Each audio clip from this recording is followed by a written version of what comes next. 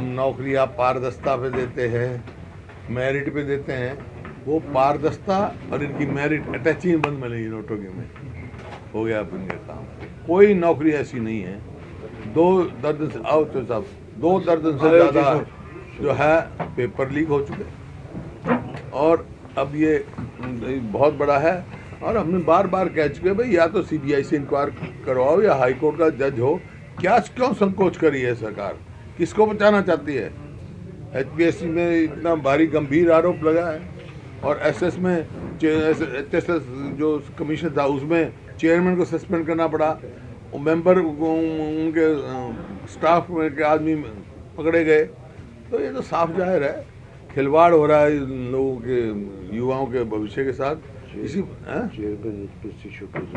हाँ, तो ये आप देख रहे हैं, ये जिम्मेवारी अब ये कह दीजिए एक डिप्टी सेक्रेटरी था, एक क्लर्क था, ये जिम्मेवारी चेयरमैन की है। इसको इमीडिएटली इस्तीफा देना चाहिए और पूरी इसकी इंक्वायरी करानी चाहिए। इस्तीफा दे के इंक्वायरी कराओ, हाई कोर्ट सिटिंग जज द्वारा, निर्दोष हो उसको दोषी मत ठहराओ, लेकिन दोषियों को तो संरक्षण तो मत दो। तो ये आपके सामने है। एक दूसरा जो ये युवाओं को गुमराह करने का प्रयास कर रहे जो है, 75% देंगे हम प्राइवेट फैक्ट्रीज में। कौन से दिए भाई इन्होंने? है क्योंकि ये हरियाणा पहला प्रदेश है। डोमिसाइल तो अगर देश का होता है, लेकिन आम आदमी डोमिसाइल को ही समझता है जो रेजिडेंसी सर्टिफिकेट होते हैं, और प्रदेशों में 15 साल का है।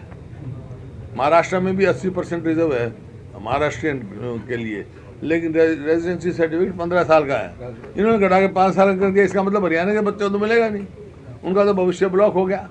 इसी तरह जो बैकवर्ड क्लास के बच्चे हैं, जो शेड्यूल कास्ट, उनके रिजर्वेशन कोई नहीं। 75% देंगे, उनमें से कितने बैकवर्ड क्लास के बच्चे लगेंगे, कितने शेड्यूल कास्ट लगेंगे, जो रिजर्व लगेंगे? कोई वो नहीं है। तो क्योंकि हरियाणा के लगना ही नहीं उसमें। हरियाणा आई वाश ही धोखा है, आई वाश अलग होती है, एक धोखा है। और ये जो सब पिछले जो विधानसभा में मुख्यमंत्री जी ने 2 वायदे किए। एक तो ये कहा था कि जो उन्होंने बयान दिया था on the floor of the house पे कि हरियाणा में कोरोना से ऑक्सीजन की कमी से कोई नहीं डेथ हुई, जबकि आपके अखबारों में उनके गुड़गांव में इतने मरे ऑक्सीजन में, तो अस्पताल में था, स्वयं वहाँ देखा, रोज़ ऑक्सीजन खत्म होती थी। तो उसके बाद उन्होंने कहा था, जब अगले दिन मैंने कहा क्या तो आप वापस लो या कहो, तो उन्होंने कहा मैं हाई लेवल कमेटी बनाऊंगा, हर डिस्ट्रिक्ट में भेजूंगा और रिपोर्ट देंगे। आज तक वो हाई लेवल कमेटी नहीं बनी। आज तक ये जो पेपर लीक पे जो है CBI की इंक्वायरी नहीं लगाई गई, और आज एक के बाद एक होता है। एक घोटाला जो रिक्रूटमेंट का दबाने की कोशिश करते हैं तो दूसरा निकलाता है। एक के बाद ऐसा तमाशा हो रहा है यहाँ पर। और ये जब मैं अब जीत करके आए थे, कांग्रेस पार्टी ने जो किया विपक्ष आपके सामने, उसमें बहुत सारे मुद्दे लोगों ने हमारे सामने बताए, रखे बहुत सारे मुद्दे, और उसमें ये भी मुद्दा था। आओ दांगी साहब आ जाओ। उसमें ये भी मुद्दा था। इधर आ जाओ आराम से। ये भी मुद्दा था और बहुत सारे ऐसे मुद्दे थे। विकास के कार्य सब ठप है। मैं जींद शहर में भी घूमा, आज रोहतक में मैं घूमा। सड़कों का जो हाल है, दुर्दशा जो है, कोई मेंटेनेंस नहीं, इतना बुरा हाल पूरे प्रदेश का हुआ है। मैं जींद में गया, अब मतलब सेक्टर की सड़कें, यहाँ देख लो आप। मैं आज अपने वहाँ गया था, गांव में, खड़वाली गांव में गया था। आज तक मैं थोड़ा यार घूम के देखते हैं, मतलब कोई मेंटेनेंस की तरफ कोई ध्यान नहीं, बुरा हाल है, ये स्थिति है। और जैसे मैंने कहा, जींद में जो हमारा कार्यक्रम था कांग्रेस पार्टी का विपक्ष के समक्ष CLP ने किया था, अब ये अगला कार्यक्रम हम 11 तारीख को मेवात में करेंगे, नूह में। ये फैसला हुआ हमारा नूह में। 11 दिसंबर जो नकल के खिलाफ जो कानून ला रहे थे, उस टाइम मैंने कहा जब यूनिवर्सिटी को ले रहे थे, उसकी ऑटोनॉमी पे असर डाल रहे थे, तो उस टाइम मैंने कहा भाई इससे तो फिर आप सिलेक्शन में भी करेंगे, सुनवाएंगे। तो हाँ, सुनवाएंगे। तो इस वास्ते में सारे एग्जाम होने वाले हैं, तो उन एग्जाम से पहले अगर हमने इसको पास नहीं किया है तो ये समस्याएं तो लगातार बढ़ती चली जाएंगी और चीजें रुक जाएंगी। अपने को लगता है कल को इससे और कोई ज्यादा इसको स्ट्रिंजेंट बनाना है तो अगले सेशन में फिर कोई अमेंडमेंट ले आएंगे। माइक के पास करेगी, ये आपका जैसी बात नहीं है। ऑटोनॉमी उनकी, बस ठीक है, ऑटोनॉमी तो वही है। अडॉप्ट करेंगे तो व्हाई वी इंटरफियर?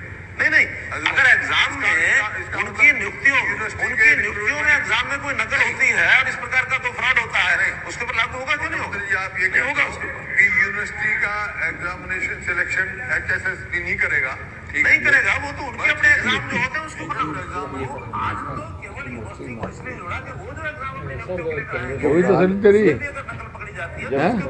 जब कहा ना कि सिलेक्शन वाला सिलेक्शन नहीं करेंगे। संगठन की अगर बात करें तो हरियाणा में किस तरीके से संगठन की मजबूती के लिए क्या कांग्रेस संगठन की मजबूती के लिए क्या प्रयास किए जा रहे हैं? कार्यक्रम कर रही है और हम कर रहे हैं, कहीं विपक्ष आपके समझ कर रहे हैं, कहीं यात्रा कर रहे हैं, कहीं और कर रहे हैं। तो कार्यकारिणी कब तक गठित होने का हो जाएगी गठित। बड़ा साहब, आपने पिछली बार कहा था कि कांग्रेस को मंथन की जरूरत है। हाँ, ये चुनाव के नतीजे पे आज भी मैं कह रहा हूँ आपकी जो इसके मंथन की जरूरत है, क्योंकि ये एक किस्म से कांग्रेस के लिए एक वार्निंग है कि उठो। तो आपकी जो पार्टी में आपके सपोर्टिव लीडर्स हैं, जो लीडर्स आपको तो सभी पार्टी के लिए मैं कह रहा हूँ, एक व्यक्ति के लिए कह रहा हूँ, मेरे लिए भी इतना ही है, इनके लिए भी इतना है, सब पूरी पार्टी नहीं। ट्रैक्टर पार्ट में था ही नहीं। प्रधानमंत्री जी ने वापस की ऐलान तो कर दिया, लेकिन किसान अब डिमांड कर रहे हैं कि बातचीत की जाए, और भी इश्यूज हैं। हाँ, है बातचीत नहीं हो रही ना सरकार की तरफ से। पहले अब ये हो जाएगा ना, तीन कानून वापस हो जाएंगे तो बातचीत, हम तो यही आग्रह कर रहे हैं, बातचीत शुरू करनी चाहिए। भाई किसान को जब तक आप उसको कृषि को लाभदायक नहीं बनाओगे तो देश कैसे आगे विकास करेगा? ये हमारा कृषि प्रधान देश है, अगर किसानी और मजदूरी अगर नहीं उसका होगा तो आगे कैसे हमारा देश मजबूत हो सकता है? सर, विपक्ष के पास एक बहुत बड़ा मुद्दा था, 5 राज्यों के चुनाव हैं, ये किसान आंदोलन भी एक उसमें मुद्दा था, लेकिन अब जिस तरीके से कानून वापस हुए हैं तो क्या इफेक्ट इसका 5 राज्यों के चुनाव पे देखते हैं आप? देखिए, प्रजातंत्र में जो आप, अब मैं आपके कहने का मतलब समझ गया, आप ये कह रहे हैं कि ये चुनाव आ रहे हैं इस वास्ते फैसला लिया है क्या वापस लेने का? देखिए, प्रजातंत्र में जो है चुनाव एक मुद्दा होता है। एक सर, पोल्यूशन को लेकर सुप्रीम कोर्ट को स्टेप उठाने पड़ रहे हैं। हरियाणा सरकार दिल्ली के ऊपर डाल देती है, दिल्ली हरियाणा सरकार के ऊपर डाल देता है, तो क्या आपको लगता है कि स्टेट गवर्नमेंट पोल्यूशन को लेकर कुछ काम कर रही है? देखो, ये गंभीर समस्या है, और जैसे सुप्रीम कोर्ट ने भी ये कहा कि भाई मतलब 1 साल सोते रहते हैं, पोल्यूशन है, थोड़ा हवा चलेगी, बारिश हो जाएगी, ख़त्म हो जाएगा, फिर सो जाएंगे, उससे काम नहीं चलेगा। हम कितने साल से कह रहे हैं भाई, जैसे दोष देने की कोशिश करते हैं किसानों पर, हालांकि वो है नहीं। जो कंट्रीब्यूशन ऑफ ये पराली से जो वो है वो 4 से 8% है, लेकिन वो भी एक फैक्टर है, और भी है। तो पहले तो इसका हमने कहा भी ये जहाँ तक पराली का सवाल है, इसकी MSP फिक्स करनी चाहिए, सरकार को खरीद करनी चाहिए। किसान की मजबूरी होती है, उठाने की जगह नहीं, उसके बाद रखें 2-2 एकड़ के तो किसान है, ये नहीं जलाएगा, खेत में रहेगा तो क्या करेगा किसान? तो इसको करना चाहिए और उसका सदुपयोग करना चाहिए। पराली जो है बिजली बनाने में और बहुत सारे कार्यों में आ सकती है, उसका कार्य उससे काम है। पिछले दिनों एक और बात चली है कि सरकार चाह रही है जितनी भी यूनिवर्सिटीज हैं उनमें जो सिलेक्शन हो UPSC और HPSC करे। इससे जो ऑटोनोमस बॉडी होती हैं यूनिवर्सिटीज, उनकी स्वायत्ता पर असर नहीं पड़ेगा? मेरा पहले बयान आ चुका है, इतना बड़ा बयान आ चुका मेरा। ऑटोनॉमी ये तो चीफ मिनिस्टर ने आश्वासन दिया था उसमें हाउस में कि हम ऐसा कमीशन को नहीं देंगे। शायद मेरे पास हो भी, मेरे पास देखो भाई, संडे को उनकी थोड़ी प्रॉब्लम होती है, सैटरडे संडे को लोग इधर बहुत बिजी हो जाते हैं। नहीं, सैटरडे का फैसला किया है, सैटरडे ठीक है। 11 तारीख को। तो कुछ लोगों की तरफ से भी, जो आपने विपक्ष का आपके समक्ष कार्यक्रम शुरू किया है, तो लोगों की तरफ से भी राय ली जा रही है। क्या राय निकल कर? यही अपनी तकलीफ बताते हैं और इस सरकार से परेशान हैं। हर वर्ग, चाहे व्यापारी भी उन्होंने बात करी, सब वहीं थे, सभी सब अलग अलग वर्गों के लोगों ने अपनी अपनी बात बताई और अपनी सोच बताई। इस मौजूदा जो बीजेपी जेजेपी है, इसे सब ने कहा कि ये वायदा कुछ किया इन्होंने और किया कुछ नहीं। सब फेडअप हैं, विमुख हो चुके हैं सारे, और अपनी लोकल समस्याएं भी बताते हैं, सामने उभर के आती हैं। इसी के आधार पर मैं कह रहा हूँ, जब जींद का उन्होंने बताया तो मैं घूमने के बाद देखने गया तो उन्होंने कहा भी सड़कें टूटी पड़ी हैं, बुरा हाल है, तो वहाँ देखा मैंने। एक नेता अब ये कह रहे हैं कि नरेंद्र मोदी ने जो 3 कृषि कानून वापस, तो सर एक जिस तरह से आप बता रहे हैं कि इस पे घोटाला होता जा रहा है और ये सबके सामने आ रहा है, तो इसमें क्या लगता है, आपका काफी अनुभव है, ब्यूरोक्रेट्स ज्यादा करप्ट है या पॉलिटिशियन ज्यादा करप्ट है? देखिए, यही जांच करने के लिए तो हम कह रहे हैं जज के नीचे इंक्वायरी कराओ, हाईकोर्ट के सिटिंग जज के द्वारा या सीबीआई के द्वारा, ताकि दूध का दूध पानी का पानी हो, तो दोषी हैं वो सामने आ जाएंगे। लेकिन मैं ये कह सकता हूँ, इस लेवल का जो घोटाला है वो बगैर संरक्षण के नहीं हो सकता है। किसका संरक्षण है ये वो जांच का विषय है, जो हम मांग रहे हैं इंक्वायरी, वो लाएगी बात हाईकोर्ट में। वही संरक्षण तो ऊपर ही का ही होता है जी, मतलब किसी का संरक्षण जरूर है। इतना संरक्षण ना हो तो इतना बड़ा घोटाले नहीं हो सकते, और ये पहला नहीं है, तो पहला बाई चांस पकड़ा है। हमने तो वहाँ असेंबली में भी कहा था, ORM सीट कितनी बताई थी मैंने, जो कितनी पकड़ी है, 60 कितनी? हाँ जी, वो भी पकड़ी गई। और क्या हो सकता है, सीएम का संरक्षण हो सकता है या नहीं, व्यक्तिगत बात नहीं मैं करता हूँ, लेकिन इसी बात पे हम मांग रहे हैं जांच। मैं यही कह रहा हूँ, ये सरकार संकोच क्यों कर रही है इंक्वायरी करने में? अगर ये संरक्षण नहीं दे रहे हैं तो इंक्वायरी करने दो, दूध का दूध पानी का पानी होने दो। और इसका इंचार्ज किसके सुपरविजन में होता है एग्जाम? चेयरमैन का होता है। चेयरमैन तो यूं कहीं बैठा हुआ, ये चेयरमैन रह रहे हैं बत्रा साहब, इनको पता ही है। हाँ, और भी रह रहे हैं सर। सबॉर्डिनेट सर्विसेज कमीशन का ये चेयरमैन रहा। आप तो और पहले रह रहे हो सर। नहीं दी जा रही, जिसकी वजह से पार्टी उतनी मजबूत नहीं हो पा रही हरियाणा में जितनी की होनी चाहिए, तो आपको भी ऐसा लगता है? पार्टी में कंफर्टेबल हूँ, और जो मेरी जिम्मेवारी लोगों ने लगाई है विपक्षी, वो निभा रहा हूँ और पुरजोर से निभाऊंगा। नहीं, विदिन पार्टी आपको लगता है कि जो पार्टी ड्यूटी लगाई करूँगा। पार्टी जो अब विपक्षी है, लोगों ने लगा रखी है, हमारे विपक्ष में मेज रखा लोगों ने। प्रजातंत्र में जो लोग चाहते हैं वो सुप्रीम है, उन्होंने हमारे को विपक्ष का रोल दे रखा, अपना निभा रहे हैं। नहीं, आपकी पार्टी के अंदर जैसे ना, जो मतलब आपके हाथ में कमान, मेरा पता नहीं, आपकी बात अब हुई होगी, मेरी तो किसी बात होती नहीं, आपकी हुई होगी। आप 10 साल सीएम रहे, आपने किसानों के कर्जे भी माफ किए, बिजली की बिल भी माफ किए, और किसानों की जो स्थिति है आज भी आप कह रहे हो कि बदतर स्थिति है, घाटे का सौदा है कृषि।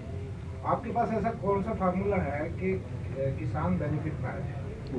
वो सरकार आ जाएगी जब बनाएंगे फार्मूले। फार्मूला है, पहले मैं फार्मूला क्यों बताऊं भाई?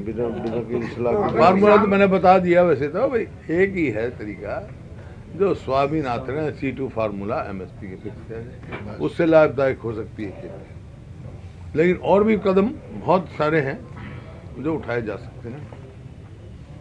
देखिए, DAP की शॉर्टेज अभी तक चल रही है, हैं? DAP की शॉर्टेज अभी तक चल रही है। हर चीज, हर कदम पे परेशानी है। DAP के लिए अब सरकार का तो बयान है, आता हरियाणा सरकार का, तो DAP की कमी कोई नहीं। अब DAP की कमी नहीं है तो मेरी बहन बेटियां लाइन में क्यों खड़ी है एक कट्टा देने के लिए? इसका जवाब नहीं। दूसरी डिस्ट्रिक्ट में जाना पड़ रहा है किसानों को DAP मैं कह रहा हूँ उसका लाइन में खड़ी है, और उनका सीना और चौड़ा हो गया। और वो क्या कहेंगे? बीजेपी के हैं तो बीजेपी के प्रधानमंत्री वही कहेंगे। देखो, जो कानून वापस लिए हैं, वो जैसे मैंने कहा आपको, it is better to be late than never. समझे ना? देरी की देर आए दुरुस्त आए, देर में। अगर पहले ही ये फैसला ले लेते तो इतना नुकसान नहीं होता।